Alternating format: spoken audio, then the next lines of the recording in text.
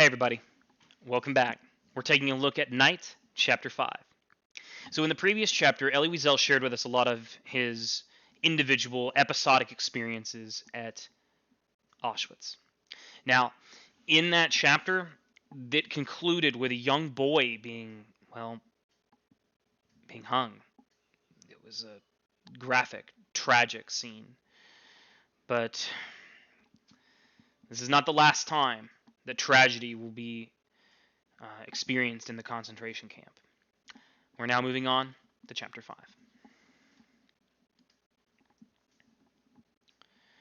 The summer was coming to an end. The Jewish year was almost over. On the eve of Rosh Hashanah, the last day of that cursed year, the entire camp was agitated, and every one of us felt the tension. After all, this was a day unlike any other. This is the last day of the year. The word last had an odd ring to it. What if it really was the last day? The evening meal was distributed, an especially thick soup, but nobody touched it. We wanted to wait after prayer.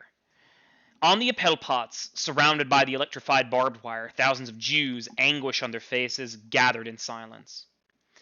Night was falling rapidly, and more prisoners kept coming from every block, and suddenly able to overcome time and space to will both into submission. What are you, my God? I thought angrily. How do you compare to this stricken mass gathered to affirm to you their faith, their anger, their defiance? What does your grandeur mean, master of the universe, in the face of all this cowardice, decay, and misery? Why do you go on troubling these poor people's wounded minds and their ailing bodies? Some 10,000 men had come to participate in a solemn service, including the blockades, the capos, all bureaucrats in the service of death. Blessed be the Almighty. The voice of the officiating inmate had just become audible. But at first, I thought it was the wind. Blessed be God's name. Thousands of lips repeated the benediction, bent over like trees in a storm. Blessed be God's name. Why? Why would I bless him? Every fiber in me rebelled. Because he caused thousands of children to burn in his mass graves? Because he kept 6 crematoria working day and night, including on the Sabbath and holy days? Because in his great might he had created Auschwitz, Birkenau, Buna, and so many other factories of death? How could I say to him, Blessed be thou, almighty master of the universe, who chose us among all nations to be tortured day and night, to watch our fathers, our mothers, and our brothers end up in the furnaces? Praised be thy holy name for having chosen us to be slaughtered on thine altar. I listened to the inmate's voice rise. It was powerful, but broken. Amid the weeping, the sobbing, the sighing, the entire congregation. All of the earth and universe are God's. He kept pausing, as though he lacked the strength to uncover the meaning beneath the text. The melody was stifled in his throat. And yet I, the former mystic, was thinking, yes, man is stronger and greater than God. When Adam and Eve deceived you, you chased them from paradise. When you were displeased by Noah's generation, you brought down the flood. When Sodom lost your favor, you caused the heavens to rain down fire and damnation. But look at all these men whom you've betrayed, allowing them to be tortured, slaughtered, gassed, and burned. What do? They pray before you. They praise your name. All of creation bears witness to the greatness of God. In days gone by, Rosh Hashanah had dominated my life. I knew that my sins grieved the Almighty, and so I pleaded for forgiveness. In those days, I fully believed that the salvation of the world depended on every one of my deeds, every one of my prayers. But now I no longer pleaded for anything. I was no longer able to lament. On the contrary, I felt very strong. I was the accuser. God was the accused. My eyes had opened and I was alone, terribly alone in a world without God, without man, without love or mercy. I was nothing but ashes now. But I felt myself to be stronger than this Almighty, to whom my life had been bound for so long. In the midst of these men assembled for prayer, I felt like an observer, a stranger. The service ended with Kaddish. Each of us recited Kaddish for his parents, for his children, and for himself. We remained standing in the Appellplatz for a long time, unable to detach ourselves from this surreal moment, and then came the time to go back to sleep, and slowly the inmates returned to their blocks. I thought I heard them wishing each other a happy new year. I ran to look for my father. At the same time, I was afraid of having to wish him a happy year in which I no longer believed. He was leaning against the wall, bent shoulders sagging, as if under a heavy load. I went up to him, took his hand, and kissed it. I felt a tear on my hand. Whose was it? Mine? His? I said nothing. Nor did he. Never before had we understood each other so clearly. The sound of the bell brought us back to reality. We had to go to bed. We came back from very far away. I looked up at my father's face, trying to glimpse a smile or something like it on his stricken face, but there was nothing. Not the shadow of an expression. Defeat. Yom Kippur, the Day of Atonement. Should we fast? The question was hotly debated. To fast could mean a more certain, more rapid death. In this place, we were always fasting. It was Yom Kippur year-round. But there were those who said that we should fast precisely because it was dangerous to do so. We needed to show God that even here locked in hell, we were capable of singing his praises. I did not fast. First of all, to please my father, who had forbidden me from doing so. And then, there was no longer any reason for me to fast. I no longer accepted God's silence. As I swallowed my ration of soup, I turned that act into a symbol of rebellion, a protest against him. And I nibbled on my crust of bread. Deep inside, I felt a great void opening. The SS offered up a beautiful present for the new year. We had just returned from work, and as soon as we passed the camp's entrance, we sensed something out of the ordinary in the air. The roll call was shorter than usual. That evening, soup was distributed at great speed. We swallowed it quickly. We were anxious. I was no longer in the same block as my father. They transferred me to another commando, the construction one, where 12 hours a day I hauled heavy slabs of stone. The head of my new block was a German Jew with small, piercing eyes, and that evening he announced that henceforth no one was allowed to leave the block after the evening soup. And a terrible word began to circulate thereafter. Selection. We all knew what it meant. An SS would examine us. Whenever he found someone extremely frail, a Mussulman was what he called those inmates, he would write down his number. Good for the crematorium. After the soup, we gathered between the bunks. The veterans told us, "You are lucky to have been brought here so late. Today, this is a paradise compared to what the camp was 2 years ago. Back then, Buna was a veritable hell. No water, no blankets, less soup and bread.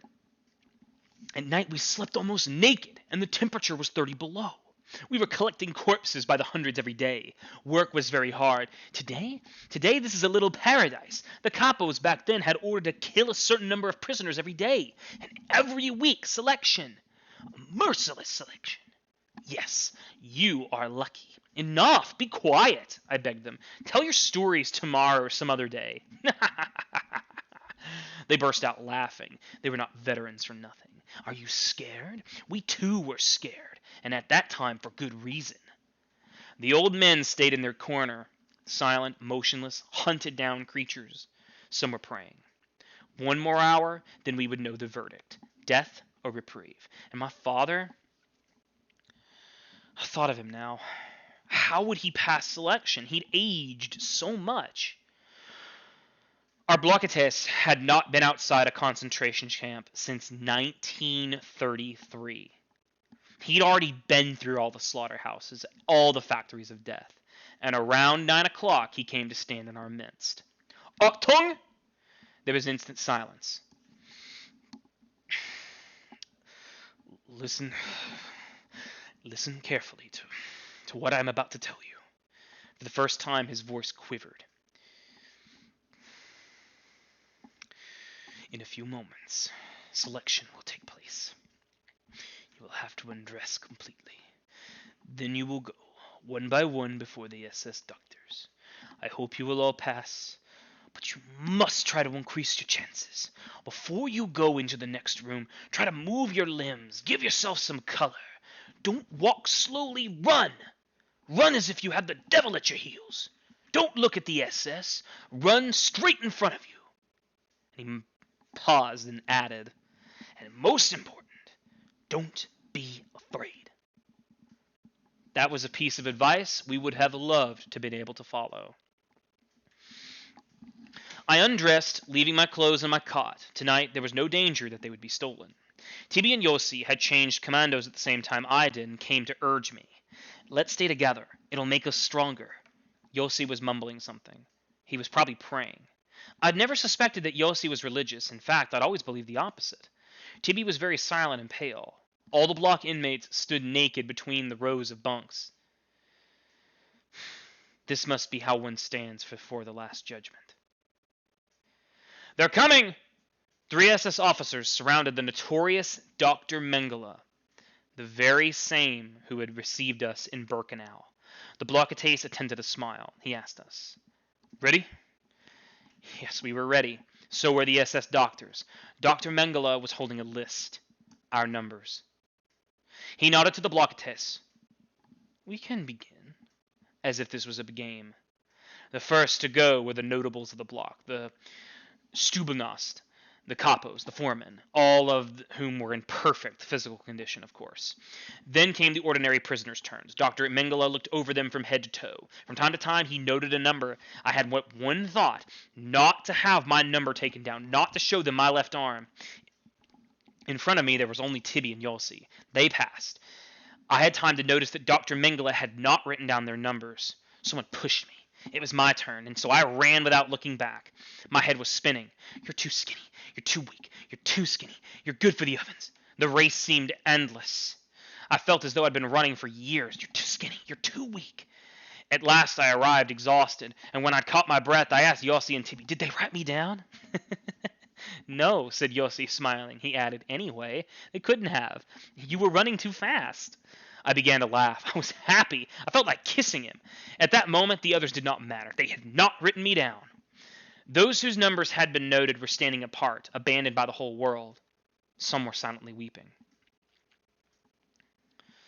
The SS officers left and the blockades had appeared, his face reflecting our collective weariness. It all went well. Don't worry. Nothing will happen to anyone, not to anyone. He was still trying to smile, but a poor emaciated Jew questioned him anxiously, his voice trembling. But, sir, they did write me down. At that, the blockades vented his anger. What? Someone refused to take his word? What is it now? Perhaps you think I'm lying? I'm telling you once and for all, nothing will happen to you. Nothing. You just like to wallow in your despair, you fools. The bell rang, signaling that selection had ended in the entire camp, and so with all my strength I began to race towards Block 36. Midway, I met my father. He came toward me. So, did you pass? Yes, and you? Also. We were able to breathe again. My father had a present for me, half a ration of bread, bartered for something he'd found at the depot, a piece of rubber that could be used to repair a shoe. The bell. It was already time to part, to go to bed. The bell regulated everything. It gave me orders, and I executed them, blindly. I hated that bell. Whenever I happened to dream of a better world, I imagined a universe without a bell. A few days later, we were no longer thinking about the selection. We went to work as usual and loaded the heavy stones onto the freight cars. The rations had grown smaller. This was the only change. We had risen at dawn, as we did every day. We received our black coffee, our ration of bread. We were about to head to the work yard as always. The blockades came running. Let's have a moment of quiet. I have a list of numbers. I shall read them to you. All who called will not go to work this morning. They will stay in the camp. Softly, he read some 10 numbers. We understood. These were the numbers from the selection. Dr. Mengele had not forgotten. The blockades turned to go to his room. The 10 prisoners surrounded him, clinging to his clothes. Save us! You promised! We want to go to the depot. We are strong enough to work. We're good workers. We want... He tried to calm them, to reassure them about their fate, to explain to them that staying in the camp did not mean much. It had no tragic significance. After all, I stay here every day. The argument was more than flimsy. He realized it, and without another word, he locked himself in his room. The bell had just rung. "Form ranks!" Now it no longer mattered that the work was hard. All that mattered was to be far from the block, far from the crucible of death, from the center of hell. But then I saw my father running in my direction. Suddenly I was afraid. "What's happening?" He was out of breath, hardly able to open his mouth. Me too. Me too. They told me to stay in the camp." David recorded his number without his noticing. "What are we going to do?" I said anxiously. But it was he who tried to reassure me. "It's not certain yet. There's still a chance. Today they will do another selection. A decisive one." I said nothing. He felt that time was running out. He was speaking rapidly. He wanted to tell me so many things. His speech became confused. His voice was choked. He knew that I had to leave in a few moments, that he was going to remain alone. So alone. "Here, take this knife," he said. "I won't need it anymore. You may find it useful. Also, take this spoon. Don't sell it. Quickly, go ahead and take what I'm giving you." My inheritance. Don't talk like that, Father." I was on the verge of breaking into sobs. I don't want you to say such things. Keep the spoon and the knife. You'll need them as much as I. We'll see each other tonight after work." He looked at me with his tired eyes, veiled by despair. He insisted. "I'm asking you. Take it. Do as I ask you, my son. Time is running out. Do as your father asks you." Our capo shouted the order to march. The commando handed towards the camp gate. "Left! Right!" I was biting my lips. My father had remained near the block, leaning against the wall. And then he began to run, trying to catch up with us. Perhaps he had forgotten to tell me something. But we were marching too fast. "Left! Right!" We were at the gate. We were being counted. Around us, the din of military music. Then we were outside. All day I plodded around like a sleepwalker. Tibi and Yossi would call out to me from time to time, trying to reassure me, as did the capo, who had given me easier tasks that day. I felt sick at heart. How kindly they treated me. Like an orphan, I thought. Even now, my father is helping me. I myself didn't know if I wanted the day to go by quickly or not. I was afraid of finding myself alone that evening. How good it would be to just die right here. At last we began the return journey. How I longed for an order to run. The military marched, the gate, the camp. I ran towards Block 36, where there's still miracles on this earth. He was alive. He had passed the second selection. He had still proved his usefulness. I gave him back his knife and spoon. Akiba Droomer left us, a victim of the selection. Lately he had been wandering among us, his eyes glazed, telling everyone how weak he was. "I can't go on. It's over." We tried to raise his spirits, but he wouldn't listen to us. He just kept repeating that it was all over for him, that he could no longer fight, that he had no more strength, no more faith. His eyes would suddenly go blank, leaving 2 gaping wounds, 2 wells of terror. He was not alone in having lost his faith during those days of selection. I knew a rabbi from a small town in Poland. He was old and bent, his lips constantly trembling. He was always praying in the block, at work, in the ranks. He recited entire pages from the Talmud, arguing with himself, asking and answering himself in endless questions. But one day he said to me, "It's over. God is no longer with us." And as though he regretted having uttered such words so coldly and so dryly, he added in his broken voice, "I know. No one has the right to say things like that. I know that very well. Man is too insignificant, too limited, to even try and comprehend God's mysterious ways."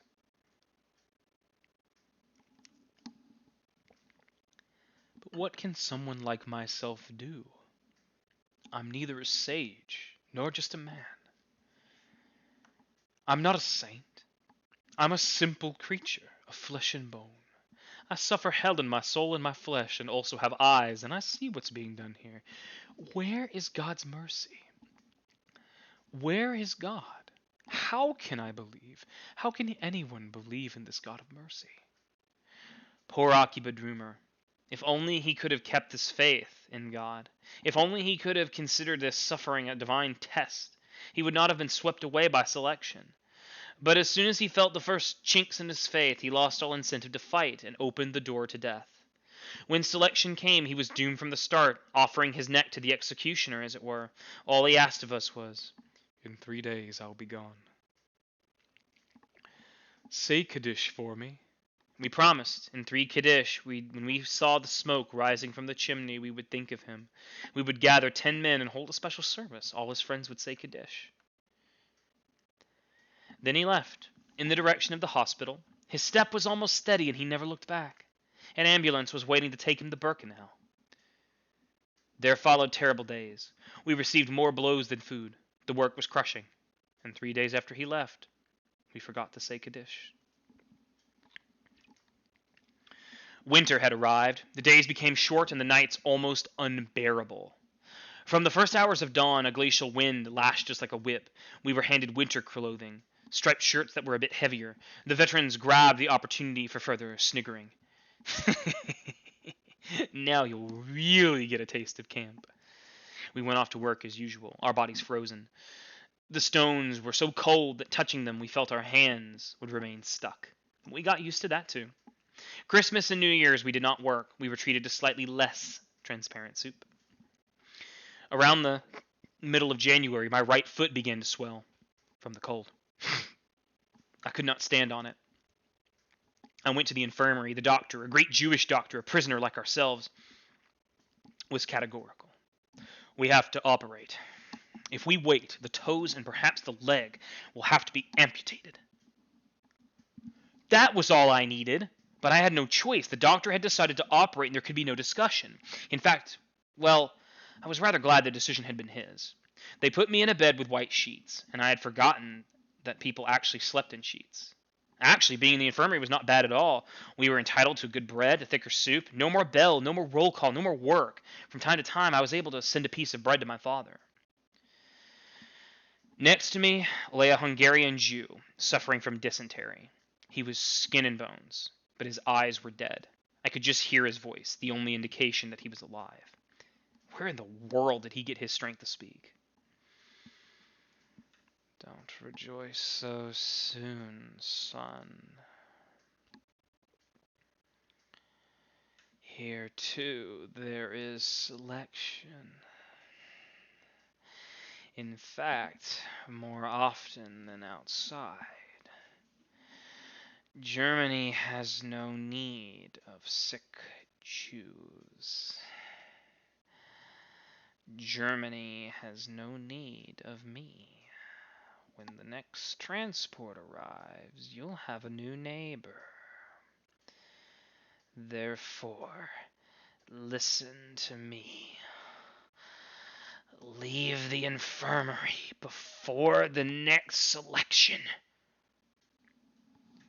These words, coming from the grave, as it were from a faceless shape. They filled me with terror. True, the infirmary was very small, and if new patients were to arrive, room would have to be made. But then perhaps my faceless neighbor, afraid of being among the first departed, wanted to get rid of me, to free his bed and give himself a chance to survive. Perhaps he only wanted to frighten me, but then again, what if he was telling the truth? I decided to wait and see.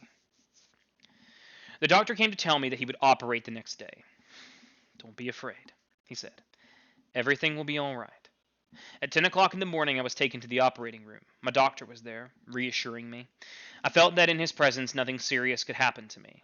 Every one of his words was healing, and at every glance of his, it carried a message of hope. It will hurt a little, he said, but it will pass. Be brave. The operation lasted 1 hour. They did not put me to sleep, and I did not take my eyes off my doctor. Then I felt myself sink. When I came to and opened my eyes, I first saw nothing but a huge expanse of white, my sheets. Then I saw my doctor's face above me. Everything went well. You have spunk, my boy. Next, you'll stay here 2 weeks for some proper rest, and that will be it. You'll eat well, you'll relax your body and your nerves.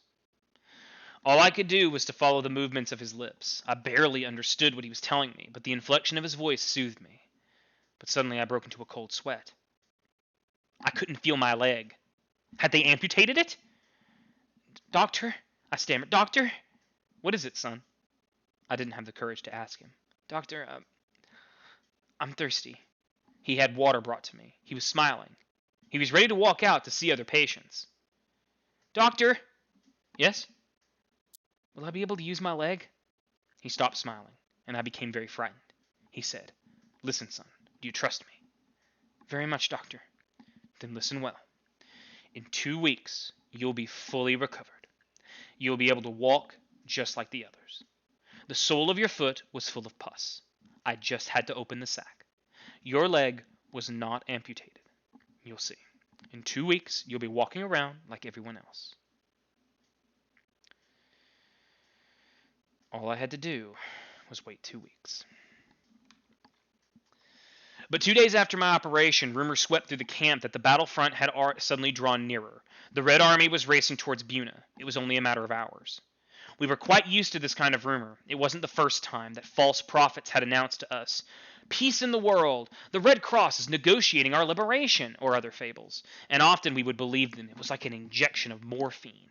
Only this time, these prophecies seemed more founded. During the last night, we'd heard cannons in the distance. My faceless neighbor spoke up. Don't be deluded.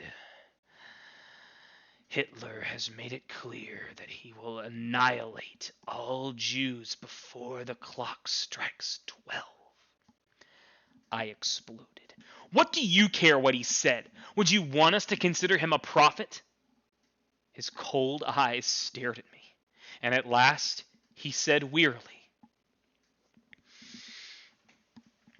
I have more faith in Hitler than anyone else. He alone has kept his promises, all his promises to the Jewish people. That afternoon at 4 o'clock, as usual, the bell called the Blockates for their daily report. They came back shattered. They had difficulty even opening their mouths. The only thing they could utter was one word. Evacuation. The camp was going to be emptied and we would be sent to the rear. Where to? Somewhere in deepest Germany. To other camps. There was no shortage of them. When? Tomorrow night. Perhaps the Russians will arrive before. Perhaps. But we knew perfectly well that they would not.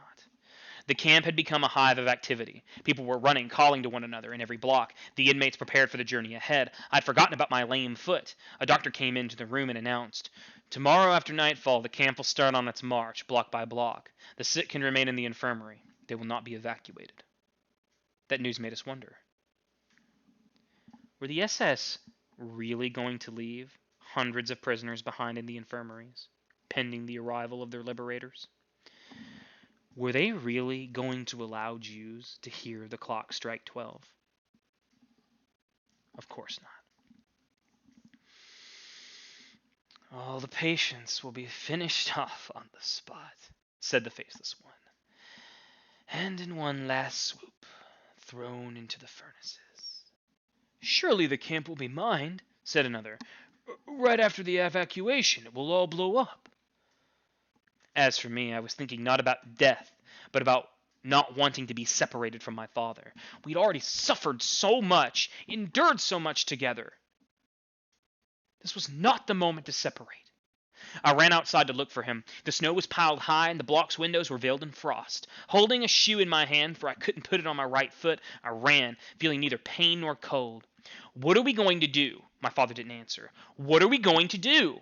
He was lost in thought. The choice was in our hands. For once we could decide our own fate for ourselves, to stay, both of us, in the infirmary where, thanks to my doctor, he could enter as either a patient or a medic. I had made up my mind to accompany my father wherever he went. Well, Father, what should we do? He was silent. Let's be evacuated with the others, I said. He didn't answer. He was looking at my foot. You think you'll be able to walk? Yes, I think so. Let's hope we won't regret it, Eliza.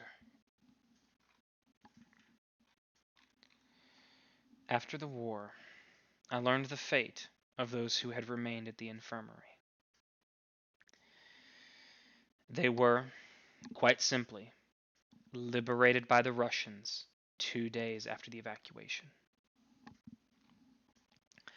I did not return to the infirmary. I went straight to my block. My wound had reopened and was bleeding. The snow under my feet turned red. The blockades distributed double rations of bread and margarine for the road. We could take as much clothing from the store as we wanted. It was cold. We got into our bunks. The last night in Buna. Once more, the last night.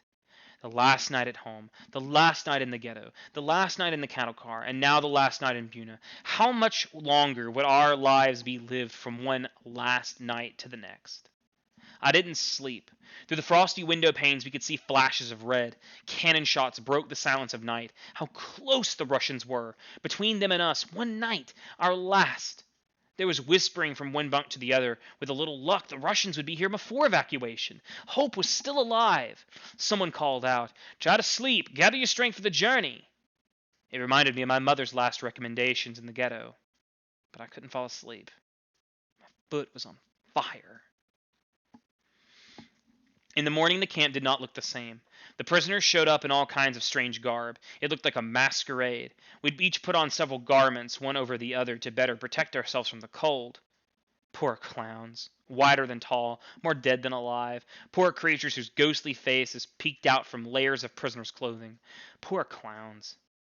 I tried to find a very large shoe. In vain, I tore my blanket and wrapped it around my foot.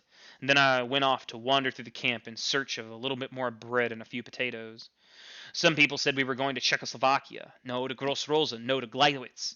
No, to 2 o'clock in the afternoon. The snow continued to fall heavily. Now the hours were passing quickly. Dusk had fallen. Daylight had disappeared into a gray mist. Suddenly the blockades remembered that we had forgotten to clean the block. He commanded 4 prisoners to mop the floor. 1 hour before leaving camp. Why? For whom? For the liberating army, he told us. Let them know that here lived men, not pigs. So we were men after all? The block was clean from top to bottom. At 6 o'clock the bell rang. The death knell, the funeral. The procession was quickly beginning its march. Fall in! In a few moments we stood in ranks, block by block. Night had fallen. Everything was happening according to plan. The searchlights came on, hundreds of SS appeared out of the darkness, accompanied by police dogs. The snow continued to fall. The gates of the camps opened. It seems as though even darker nights were waiting for us on the other side. The first blocks began to march. We waited. We had to await the exodus of the 56 blocks that preceded us. It was very cold. In my pocket I had 2 pieces of bread. How I would have liked to eat them, but I knew I must not. Not yet. Our turn was coming. Block 53. Block 55. Block 57. Forward. March. It snowed on and on. Whew, that was a pretty lengthy chapter. A lot happened. There's so much in that chapter, really. But I think that among the most important things about that chapter, we see that,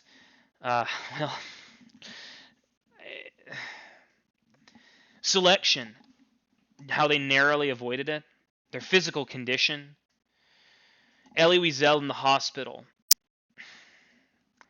the faceless Jew who was suffering from dysentery, who said that out of everyone who kept their promises to the Jew, it was really Hitler. Hitler was the one who kept all his promises. It's kind of a very sad outlook. But I think the thing that is most distressing about this chapter is knowing that if they had just stayed in the infirmary, they would have been freed. But the story's not over yet, ladies and gentlemen. It'll continue in chapter 6.